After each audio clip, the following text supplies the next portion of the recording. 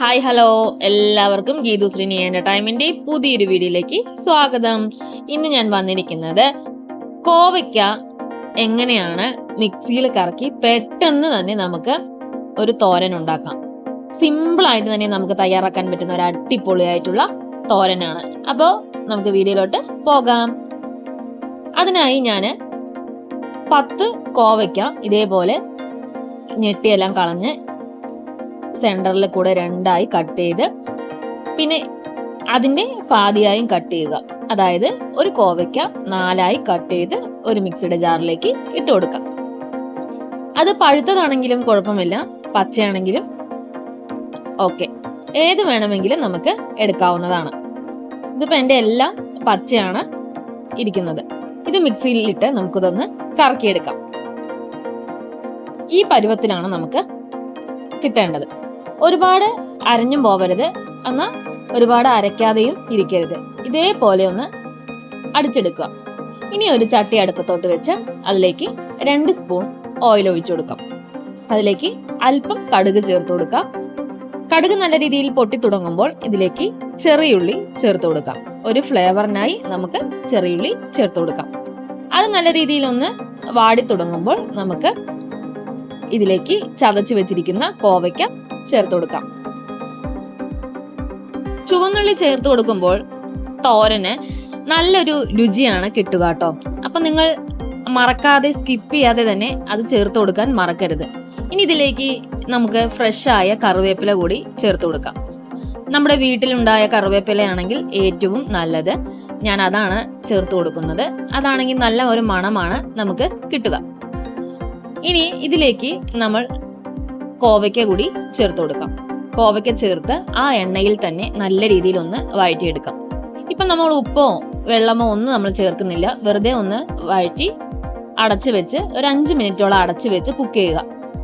ആ പച്ചമണമൊക്കെ ഒന്ന് മാറുന്നത് വരെ ഒന്ന് ഇളക്കി കൊടുത്തിട്ട് നമുക്ക് അടച്ചു വെക്കാം. ഒരു 5 മിനിറ്റോളം ലോ ഫ്ലെയിമിൽ വെച്ച് വേണം ചെയ്യാനായിട്ട്.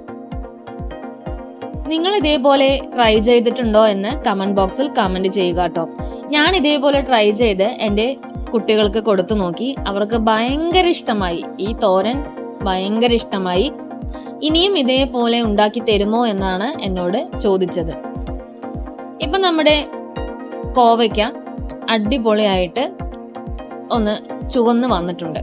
ഈ കളറാകുമ്പോൾ നമ്മൾ ഇതിലേക്ക് ചേർത്ത് കൊടുക്കുന്നത് കാബേജ് ആണ്. ആവശ്യത്തിനുള്ള കാബേജ് ഇതിലേക്ക് ചേർത്ത് കൊടുക്കാം.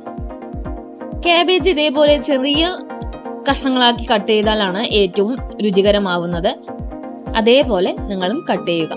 ഇനി നല്ലതുപോലെ നമുക്കിതൊന്ന് ആവി കയറ്റി എടുക്കണം. ഇപ്പോൾ നമ്മൾ ഉപ്പോ എരിവിനനുസരിച്ചുള്ള മുളകോ ഒന്നും നമ്മൾ ചേർക്കുന്നില്ല. നമ്മളിപ്പോൾ അടച്ചു വെച്ച് ആവി കയറ്റുകയാണ് ചെയ്യുന്നത്. നല്ലതുപോലെ ഒന്ന് ഇളക്കി മിക്സ് ആക്കി എടുക്കണം. അത് പതുക്കെ വേണം ചെയ്യാനായിട്ട്. എൻ്റെ ചട്ടി ഇവിടെ ചെറുതായത് കൊണ്ടാണ് ഞാനിവിടെ പതുക്കെ ഇളക്കുന്നത്. നിങ്ങൾക്ക് ചട്ടി അല്പം വലുതാണെങ്കിൽ നിങ്ങളുടെ ഇഷ്ടാനുസരിച്ച് ഇളക്കി കൊടുക്കാം. ഇതിപ്പോൾ ഞാൻ അടച്ചു വെച്ചായിരുന്നു വേവിച്ചിരുന്നത്. ഇനിയിപ്പോൾ ഇതിലേക്ക് നമുക്ക് എരിവും ഉപ്പും ഒക്കെ ഇട്ട് കൊടുക്കേണ്ടതാണ്. ഇനി ഇതിലേക്ക് ഞാൻ ചേർത്ത് കൊടുക്കുന്നത് 1/2 കപ്പ് തേങ്ങയിലേക്ക് 4 പച്ചമുളകും കൂടി മിക്സിയുടെ ജാറിലേക്ക് ഇട്ട് കൊടുത്ത് നല്ല രീതിയിൽ ഒന്ന് ചതച്ചെടുത്തിട്ടുണ്ട്. അത് നമുക്ക് ഇതിലേക്ക് ചേർത്ത് കൊടുക്കാം. അല്പം ഉപ്പ് കൂടി പാകത്തിന് ചേർത്ത് കൊടുക്കാം. കളറിനായിട്ട് അല്പം മഞ്ഞൾപ്പൊടിയും കൂടി ഇതിലേക്ക് ചേർത്ത് കൊടുക്കാം. ഇനി ഇത് നല്ലതുപോലെ ഒന്ന് ഇളക്കി നമുക്കിതൊന്ന് അടച്ചു വെക്കാം. നല്ലതുപോലെ ഇളക്കി കൊടുത്തിട്ട് വേണം നമ്മൾ അടച്ചു വെക്കാനായിട്ട്. അപ്പോഴാണ് ഈ എരിവും ഉപ്പും മഞ്ഞൾപ്പൊടിയും എല്ലാം എല്ലാ ഭാഗത്തും എത്തിക്കിട്ടുകയുള്ളൂ. കാബേജിന് വെള്ളമൊന്നും നമ്മൾ ചേർക്കേണ്ടതില്ല. അധികം പച്ചക്കറികൾ നിങ്ങൾ തോരൻ ഉണ്ടാക്കുമ്പോൾ വെള്ളമൊന്നും ഒഴിക്കാതെ തോരൻ ഉണ്ടാക്കുന്നതായിരിക്കും ഏറ്റവും നല്ലത്. ആവിയിൽ വേവിച്ചെടുത്തിട്ട് വേണം ചെയ്യാനായിട്ട്. ചില പച്ചക്കറികൾക്ക് മാത്രം അല്പം വെള്ളം തെളിച്ച് നമുക്ക് കുക്ക് ചെയ്യാം. അതിന്റെ രുചി വേറെ തന്നെയാണ് കേട്ടോ. അപ്പൊ നമ്മുടെ കോവയ്ക്കയും കാബേജും തമ്മിലുള്ള തോരൻ ഇവിടെ റെഡി ആയിട്ടുണ്ട്. അപ്പൊ നമുക്കൊരു വേറെ പാത്രത്തിലേക്ക് മാറ്റാം.